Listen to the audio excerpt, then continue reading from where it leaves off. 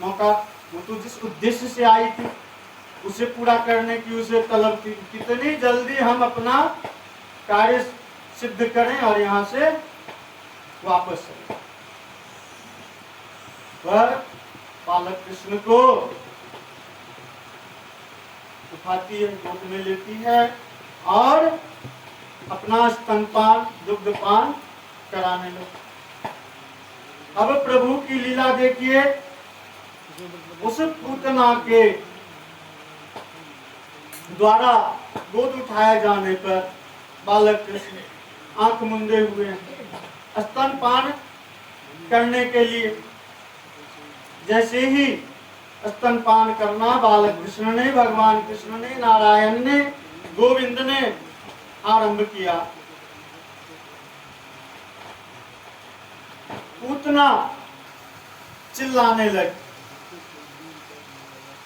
इतना घोर कष्ट से, उसके शरीर में इतना कष्ट हुआ, वह घोर कष्ट से चिल्लाने लगी, छटपटाने लगी और छटपटाते छटपटाते चिल्लाकर वह धराम से गिर गई। राक्षसी थी, जिस रूप में आई थी उस रूप का अंत हो गया, वास्तविक रूप में आई। और वास्तविक रूप राक्षसों का कैसा होता है? विशालकाय शरीर होता है। तो उस विशालकाय रूप में आई, धराम से गिर गई। उस आवाज को सुन करके सभी दौड़े। एक छोटा सा बच्चा जिसका अभी जन्म हुआ है, पालने में झूल रहा है, और कोई युवती आई और वह युवती इस रूप में, सभी दौड़े। और जब सभी दौड़ करके आए तो देखते हैं कि बालक कृष्ण उसके शरीर के ऊपर खेल रहे हैं, कूद रहे हैं। बालक कृष्ण उसके शरीर पर कूद रहे हैं, खेल रहे हैं। सबने बालक कृष्ण को उठाया और उसे सहलाया, दुलारा, पुचकारा और सबको लगा कि नहीं, यह बालक सुरक्षित है, ठीक ठाक है। तुरंत विभिन्न प्रकार से रक्षा करने लगी। गौशाला में ले जाकर के गाय की पूंछ से झाड़ दिया गया, पंचगव्य से सिक्त किया गया, प्रार्थना की गई गौ माता से कि आप इसकी रक्षा कीजिए। गौ माता का उल्लेख, और देखिए यहाँ पर है कि हमारी रक्षा करने में विभिन्न प्रकार के जो जादू टोने हैं, उन जादू टोनों को दूर करने में भी गाय माता, गौ माता सहायक होती है। उनकी पूंछ में इतनी शक्ति होती है कि वह उन शक्तियों को, जितनी भी बुरी शक्तियां हैं, उन बुरी शक्तियों का प्रभाव व्यक्ति के ऊपर नहीं पड़ता। तो इस प्रसंग को दर्शाने का यही उल्लेख है कि गौ माता हम लोगों के लिए कितनी पूजनीय है, हम लोगों के लिए कितनी महत्वपूर्ण है कि बालक कृष्ण को भी गौ माता के पूंछ से धारा लगा करके उनसे रक्षा करने को कि आप विभिन्न प्रकार के उपद्रवों से इस बालक की रक्षा कीजिए। अब इधर क्या हुआ कि बालक कृष्ण को सुरक्षित रखने के लिए सब प्रयास कर रहे हैं। उस राक्षसनी का अंत हुआ। अब अंत हुआ तो शरीर तो विशालकाय भीमकाय है, अब मृत शरीर है, इसको ले जाया जाएगा किस प्रकार से?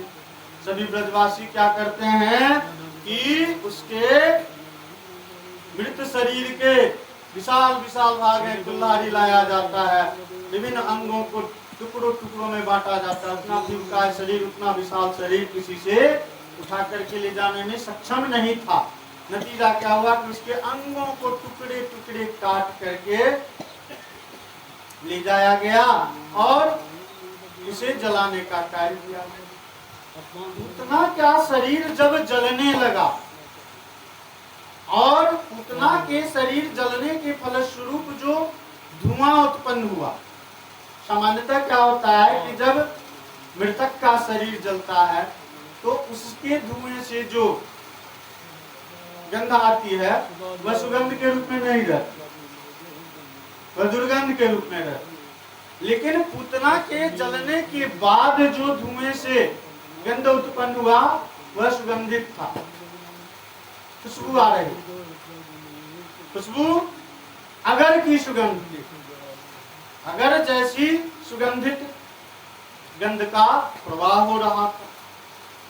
इसका कारण है, आश्चर्य की बात है कि किसी मृत व्यक्ति के शरीर को जब जलाया जाता है तो उससे दुर्गंध आती है, और पूतना राक्षसी थी, राक्षसी के शरीर को जलाया गया, उससे सुगंध आ रही।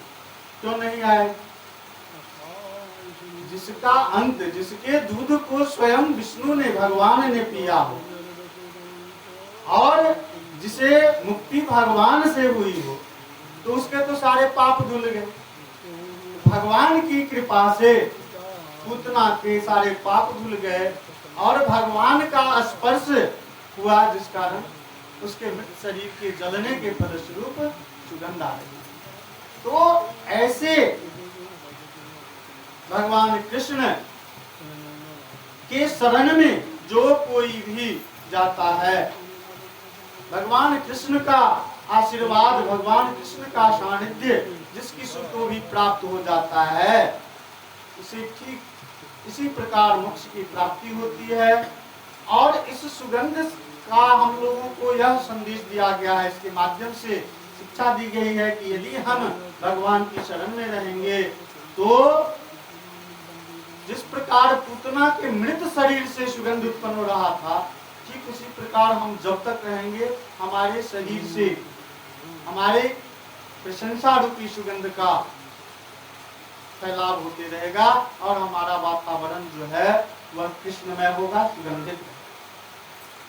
अब नंद बाबा कर का भुगतान करके आ रहे हैं, तो कर देने गए थे, मथुरा में बसना तो था नहीं, मथुरा से वापस आते हैं, और जब वापस आ रहे होते हैं, यमुना पार करते हैं, सुगंधु ने भी लगता है, नजदीक आते हैं, ब्रजवासियों से पूछते हैं कि यह सुगंध कैसी है। ब्रजवासी सारा वृत्तांत सुनाते हैं, पूतना के नंद महल में आगमन से लेकर किस प्रकार उसने एक सुंदर युवती के रूप में प्रवेश किया, और बालक कृष्ण को दूध पिलाने की इच्छा व्यक्त की, और जैसे ही दूध पिलाया वह एक राक्षसनी के रूप में अपने प्राण को त्याग दिए। किस तरह से बालक कृष्ण उसके शरीर पर खेल रहे थे, सारी घटना से नंद को अवगत कराया। नंद बाबा दौड़े दौड़े अपने महल में आए। जब महल आया, देखा कि बालक कुशल है, बच्चे को गोद में उठाया, उन्हें दुलार किया, स्नेह किया, और भगवान की विनती की कि आपकी कृपा से हमारा यह बालक कुशल है, स्वस्थ है, और अपने आप को गौरवान्वित। जब किसी नवजात शिशु का, बच्चे का जन्म होता है, तो अपनी भारत भूमि में संस्कारों से ही